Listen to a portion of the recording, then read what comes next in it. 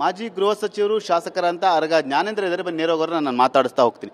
Sir, ಈಗ metro ನಿಲ್ದಾಣಗಳಲ್ಲಿ ಅಮೂಲ್ ಮಳಿಗೆಗಳಿಗೆ ಅವಕಾಶ ಕೊಟ್ಟಿರುವಂಥದ್ದು ಸಾಕಷ್ಟು ವಿರೋಧಕ್ಕೆ ಕಾರಣವಾಗಿದೆ. ಯಾಕೆಂದರೆ ನಂದಿನಿ KMF ಕೊಡೋದು ಬಿಟ್ಟು ಅಮೂಲ್ ಮಳಿಗೆಗಳಿಗೆ ಅವಕಾಶ ಕೊಟ್ಟರೆ ಸಾಕಷ್ಟು ವಿರೋಧ ಆಗ್ತಿದೆ. ನಿಮ್ಮ ಅಭಿಪ್ರಾಯ ಸರ್? ಸರ್, ನಾನು ಕೂಡ ಶಿವಮೊಗ್ಗ ಮಿಲ್ಕ್ ಡೈರಿಯ ಅಧ್ಯಕ್ಷನಾಗಿದ್ದೆ, KMF ಡೈರೆಕ್ಟರ್ ಆಗಿದ್ದೆ ನಾನು. ಹಾಗಾಗಿ ಹಾಲು ಮತ್ತು ಹಾಲಿನ ಉತ್ಪನ್ನ ಕರ್ನಾಟಕದಲ್ಲಿ ಜಾಸ್ತಿ ಆಗಬೇಕು, ಮಾರ್ಕೆಟಿಂಗ್ ಜಾಸ್ತಿ ಆಗಬೇಕು ಅನ್ನೋದರಲ್ಲಿ ನಮ್ಮದು ಸ್ವಾರ್ಥ ಇದೆ. ನಾನು ಕೂಡ ಹಸುವನ್ನು ಸಾಕಾಣಿಕೆ ಮಾಡಿ ಹಾಲನ್ನು ಪ್ರತಿನಿತ್ಯ ಡೈರಿಗೆ ಕೊಡೋನು ನಾನು. ಆದ್ದರಿಂದ ನನ್ನ ವಿನಂತಿ ಏನು ಅಂದರೆ, ಈ ಮೆಟ್ರೋದ ಸ್ಟೇಷನ್ಗಳಲ್ಲಿ ಹೆಚ್ಚಿನ ಒಂದು ಆದ್ಯತೆಯನ್ನು ನಮ್ಮ KMF ಮಳಿಗೆಗಳಿಗೆ ಕೊಡಬೇಕು. ನಮ್ಮ ಪ್ರಾಡಕ್ಟು ಕರ್ನಾಟಕದಲ್ಲಿ ಜಾಸ್ತಿ ಮಾರ್ಕೆಟಿಂಗ್ ಆಗಬೇಕು. ಉಳಿದ್ರೆ ಏನೋ ಒಂದು ಎರಡೋ ಬೇರೆ ಕೊಟ್ಟರೆ ನಮ್ಮದೇನು ತೊಂದರೆ ಇಲ್ಲ. ಆದರೆ KMF ಶಕ್ತಿ ತುಂಬುವಂಥ ಕೆಲಸ ಇವತ್ತು ಆಗಬೇಕು.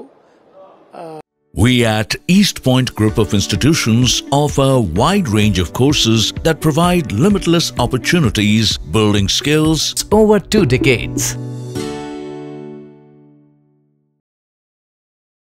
ಖಂಡಿತವಾಗೂ ಸರ್ಕಾರ ಮೆಟ್ರೋ ನಿಲ್ದಾಣಗಳಲ್ಲಿ KMFನ ಮಳಿಗೆಯನ್ನು ತೆರಳಿಕ್ಕೆ ಅವಕಾಶ ಮಾಡಿಕೊಡು.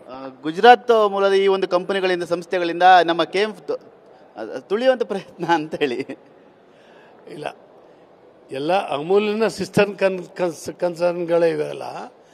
ಅಮೂಲ್ನಿಂದನೇ ಇವೆಲ್ಲವೂ ಹುಟ್ಟಿರ್ತಕ್ಕಂಥದ್ದು, ಇವೆಲ್ಲ KMF ಇವೆಲ್ಲವೂ ಕೂಡ. ಅದರಲ್ಲೇನು ತೊಂದರೆ ಇಲ್ಲ. ಆಲ್ ಇಂಡಿಯಾ ಒಂದು ಇದದು ಕಂಪನಿ, ಮಿಲ್ಕ್, ಅದು ರೈತರದ್ದೇ ಕಂಪನಿ.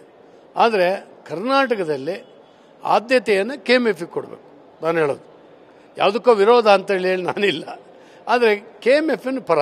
ಅಂದರೆ ಮೊದಲ ಪ್ರಾಶಸ್ತ್ಯ ನೀವು KMF ಕೊಡಿ, ಆ ನಂತರದಲ್ಲಿ ಉಳಿದ್ರೆ ಅವಕಾಶಗಳಿದ್ರೆ ಬೇರೆ ಬೇರೆ ಅದಕ್ಕೆ ಕೊಡಿ ಅಂತ ಹೇಳ್ತೀರಾ? ಹಾಗಾದರೆ ಸರಿ ಇದೆ.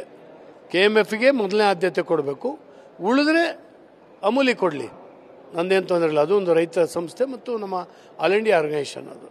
ಆದ್ದರಿಂದ ಖಂಡಿತವಾಗೂ ಇದನ್ನ KMF ಕೊಡುವಂಥದ್ದು ಒಳ್ಳೆಯದು. Thank you sir. ಇದಿಷ್ಟು ಮಾಜಿ ಗೃಹ ಸಚಿವರು, ಶಾಸಕರಂತ ಅರಗ ಜ್ಞಾನೇಂದ್ರ ಅವರ ಮಾತು. ಕ್ಯಾಮರಾಮನ್ ಸಯ್ಯದ್ ಜೊತೆ ಸುನಿಲ್, TV9 ಬೆಂಗಳೂರು.